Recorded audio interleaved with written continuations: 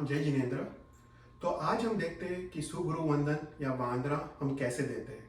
ये स्तोत्र का नाम है सुगुरु वंदन स्तोत्र या वांदना स्तोत्र। ये स्तोत्र द्वारा हम गुरु भगवान को गंभीरता पूर्वक, भक्ति भाव पूर्वक और बहुमान भाव पूर्वक हम वंदन करते हैं। ये स्तोत्र में शिष्य गुरु को 6 प्रश्न पूछते हैं और इसके जवाब में गुरु अति सुंदर 6 जवाब देते हैं। ये स्तोत्र द्वारा हम द्वादशावर्त वंदन करते हैं। द्वादशावर्त अर्थात द्वादश मतलब 12 और आवर्त मतलब अपने शरीर द्वारा, अपने हाथों द्वारा या अपने ललाट द्वारा गुरु के चरण कमल को स्पर्श करना, उसको आवर्त कहते हैं। तो जब ये स्तोत्र एक बार कहा जाता है उसमें 6 आवर्त पूर्ण होते हैं, इसलिए हम ये स्तोत्र 2 बार कहते हैं। तो सबसे पहले जो क्वेश्चन शिष्य गुरु को पूछता है उसमें वो गुरु वंदन की इच्छा व्यक्त करता है। ये बोलते समय हमको गुरु के अवग्रह के बाद जो 3.5 फीट डिस्टेंस है उसके बाहर रह के अर्धावरण प्रणाम करके हमको ये बोलना है। इच्छामी खमासमनो वंद्यों जानिजाय निसीयाय, हे समाशमन गुरु भगवंत, मैं विषय कषाय के रहित सर्वशक्ति के साथ सर्व पाप रूप व्यापार का त्याग करके मैं गुरु वंदन करने की इच्छा व्यक्त करता हूँ। इसके जवाब में गुरु कहते हैं छंदेरम।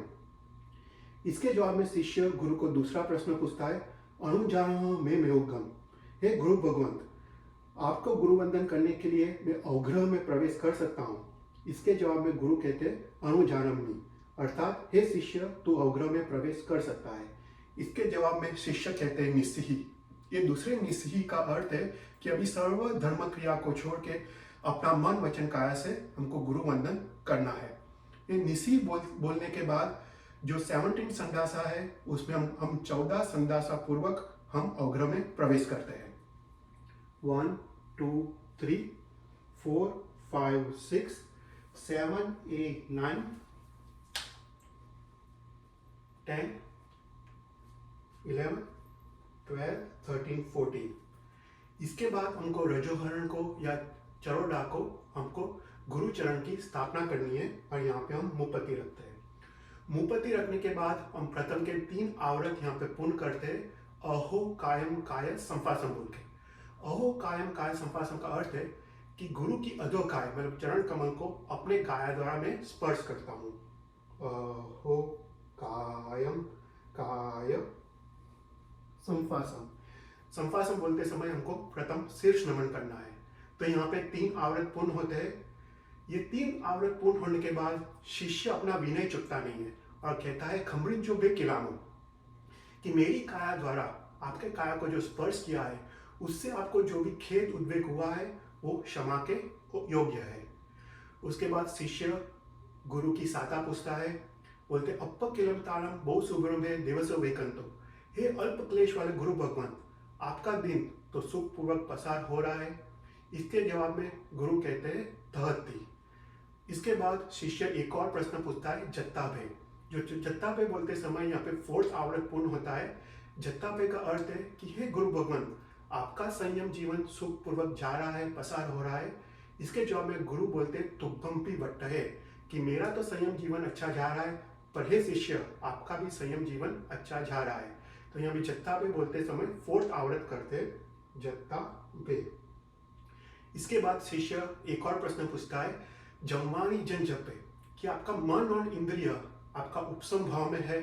इसके जवाब में गुरु बोलते एवं। तो यहाँ पे 2 और आवर्त पूर्ण करते जम्मानी जन जपे।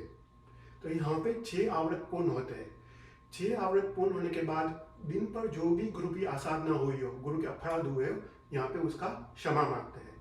तो यहाँ पे शिष्य कहते हैं कामेमी कमासनम देवस्यम वै कमम। इसके जवाब में गुरु कहते हैं अहमे ही कामेमी तुभ्भे, कि दिन भर जो भी अपराध हुआ है हे गुरु भगवंत मैं उसका क्षमा मांगता हूँ। इसके जवाब में गुरु कहते हैं कि मैं भी जो भी अपराध हुए हैं उसकी भी मैं भी क्षमा मांगता हूँ।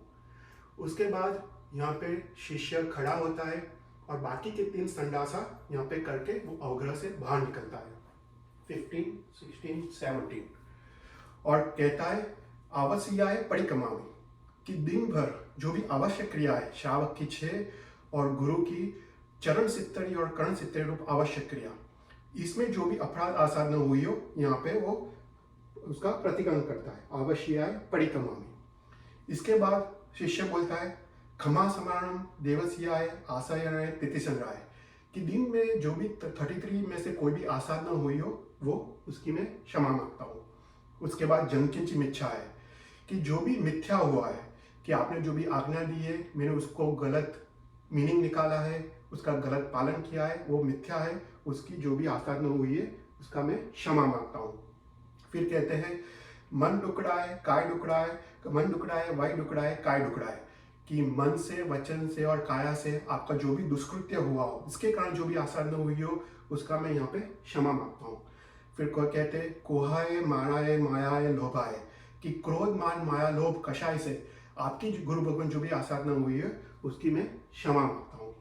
फिर कहते हैं सव्व काल्या है, कि भूत भविष्य और वर्तमान में जो भी आसाधना हुई है या होने वाली है उसकी मैं यहाँ पे क्षमा मांगता हूँ।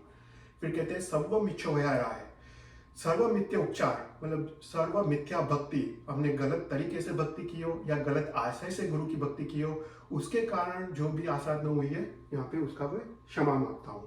फिर कहते सर्व धर्मायिक मनाए, सर्व धर्म जो अष्टप्रवचन में आता है 5 समिति और 3 गुप्ति, उसका पालन न किया हो, उसके कारण जो भी आसाधना हुई हो वहां पे उसका मैं क्षमा मांगता हूँ। आवश्य है जो मैं यारो कहो तत्स खमासनो परिकमामी निंदामी घड़ियामी अप्पानम वोसियामी, ये सभी दिन भर जो भी आसाधना अपराध हुआ है उसको मैं क्या करता हूँ, तो उसको मैं 4 चीज करता हूँ, प्रतिक्रमण करता हूँ, निंदा करता हूँ, घड़ा करता हूँ और अप्पानम वोसियामी अर्थात उसको मैं अपने आत्मभाव से मैं त्याग करता हूँ या निकालता हूँ। तो यहाँ पे एक प्रथम बार हमने वंदना सूत्र पढ़ा, सेकंड टाइम जब ये वंदना सूत्र बोलते हैं उसमें आवश्य नहीं बोलते, तो पूरे अवग्रह में ये पूरा सूत्र बोला जाता है।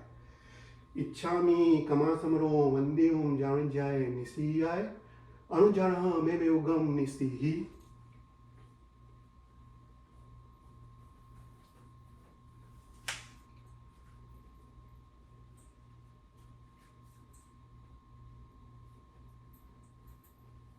अहो कायम काय संफासम खमरिजो बे किलामो अप किलम टाम बो सुबेरो बे देवसो बे कंतो जत्ता बे जवानी जन जब्बे खामे कमासनम देवस्य वे कमम परिकमामी कमासनम देवस्य आसनाय तिथि जनाय जनकिनी मिच्छाय मन डुकराय वाई डुकराय काय डुकराय कोहाय माराय माया लोभाय सब काल्याय सब मिछोराय सब द्वैत मराय आसायनाय जुमी हर तत्स कमासनो परिकमामी निंदामी घरियामी पारम वो सिरामी।